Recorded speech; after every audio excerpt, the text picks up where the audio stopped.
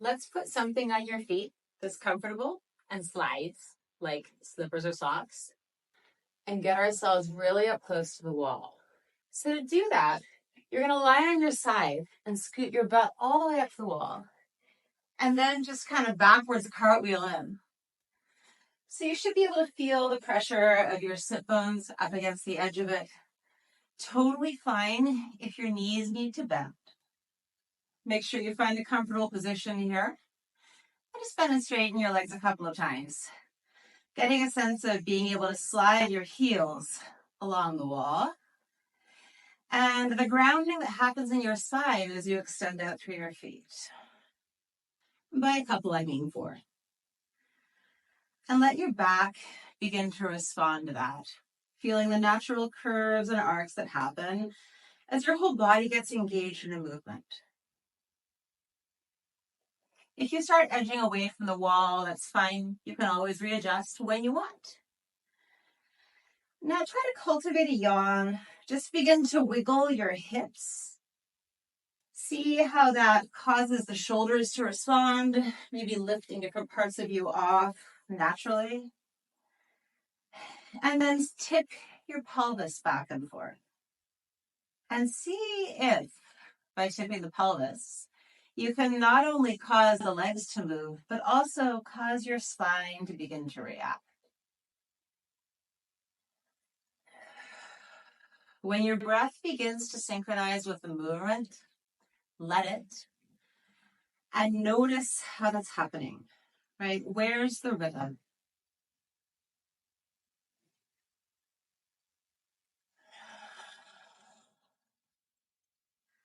Now, can you push with your arms to lift your chest, pressing into the back of your head as you drive your tail down? So you make like a salad bowl in one direction and then a salad bowl in the other.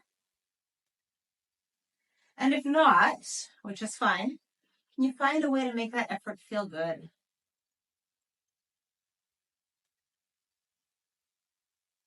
Give that a moment or 2 more to explore. And then relax back down onto the floor. Let your legs find the wall again. And take a big breath in and out.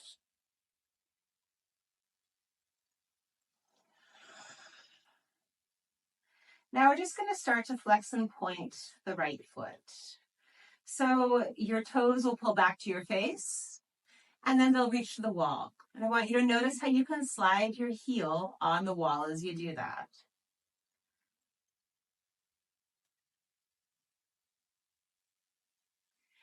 Give it like a 3 out of 10 of effort, not anything hard, and start to let your foot make some circles. Notice what feels tight and what feels good. Sometimes it's both, sometimes they're different. Change legs. Sliding the left heel on the wall, pulling the toes back, then reaching them towards the wall. And then make some circles. If your hands start reciprocally doing the same thing, it's fine. You can try to quell it, or you can just let it go. Sometimes it's helpful.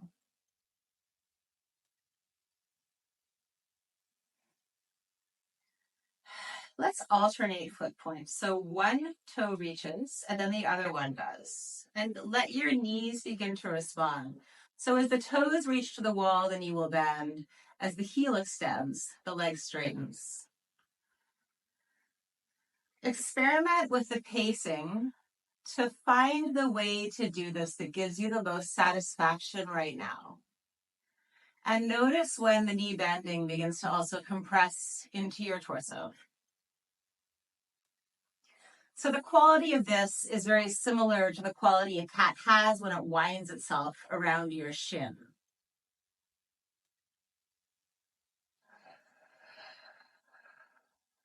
And then rest. Take a breath in and out. And as you exhale, let your knees turn out, bend them, and let your feet rest. Take your hands to your thighs. If it feels good to, press them into the wall and you can give a little wiggle side to side. Find new ways to make space. And then extend your arms back to the ground and press your legs back up.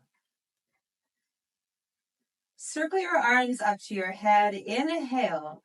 And as you exhale, begin to push the heels up the wall, sliding your back with it. Slide your hands down to the hips, let them help. And then roll back down. Do that 3 more times, allowing your arms to swim around the floor as they wish. And if your spine wants to extend up, flexing and stretching, I'd encourage you to play with it. A little knee bend at the top feels really good. So see if your body wants to do that too.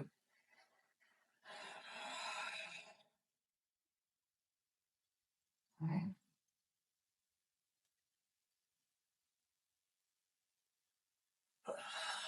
We're going to stay up on this 4th one.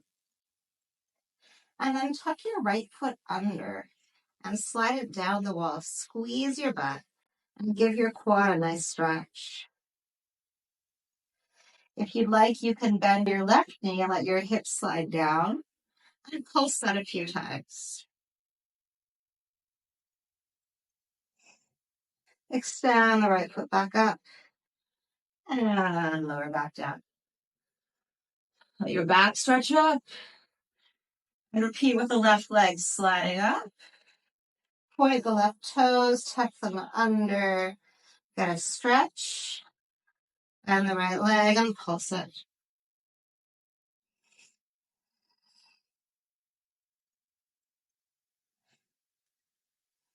And roll down. Roll to the side for a second.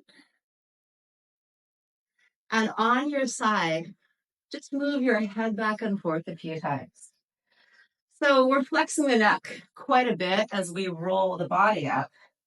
We're just going to relieve what's building up in the back of the neck by moving the head back behind your shoulders now. And then come back up. Taking it further. Bring your hands down. Push up. Point the toes. Bend the knees. Stretch back out. Lower down. And then the right leg. Push up. Point the toes, bend just the right knee. Tuck it under. And see if you can make a little different shape. Maybe take the foot to the side or behind you. But play around with it. Find where your body responds and explore that. And then change. The more you contract your glute and push out with your left toes, the more satisfying and secure this is going to feel. And then come down. Push onto the top of your head, lift your throat and your chest. Roll back down, go up and repeat that 1 more time to each side, finding something new to do.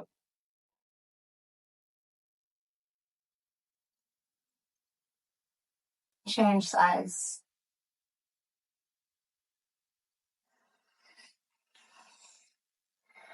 And come down. Give another arch. And then roll over to the other side. And move your head back and forth.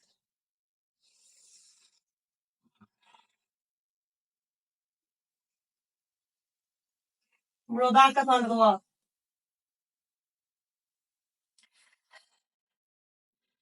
Turn your toes in, bend your knees.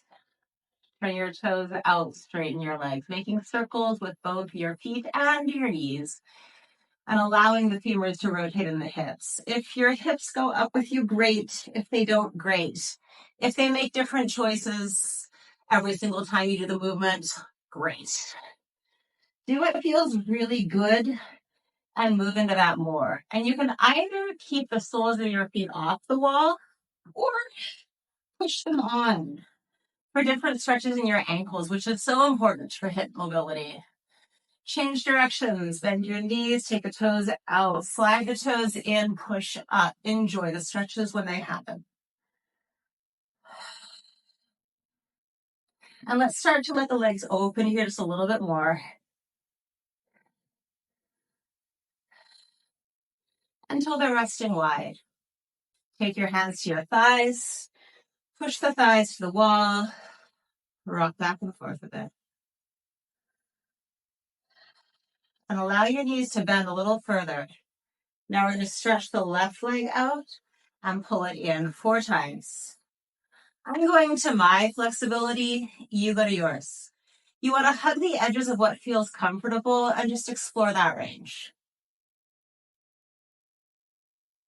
And it should feel informative to you, both as you stretch out and as you pull the heel in towards your pelvis. To the right side.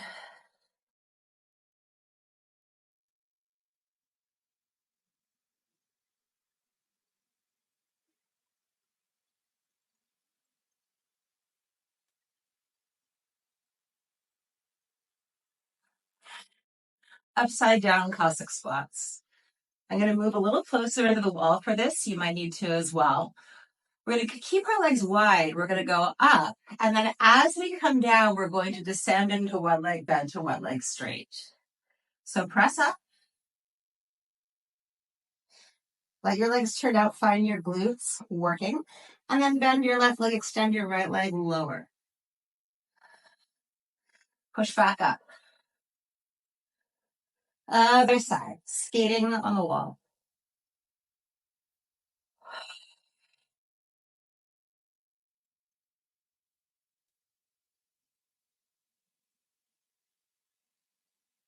Four more. Letting the movement get bigger where it feels relevant and making adjustments where you need.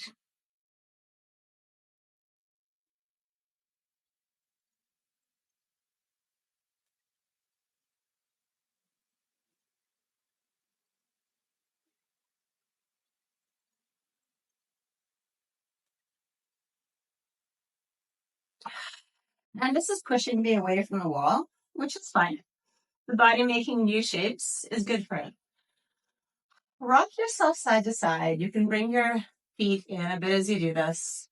Maybe tuck your toes under for one last top of the foot stretch. And then roll over to your hands and knees. And just make a couple of circles before you come up. Let's say a couple in each direction. And you can let your feet reflect the direction of your head so the whole side of your torso stretches out. Push to downward dog. Knead out the back of your legs. And look up and down a couple of times. Slowly walking your hands to your feet. And then grab your hair. Traction right to the roots of your scalp. And keep pulling on your hair as you slowly roll this down all the way up. Lift your head at the top. Push your feet down to the ground. Wiggle out your body and culminate in a really nice yawn.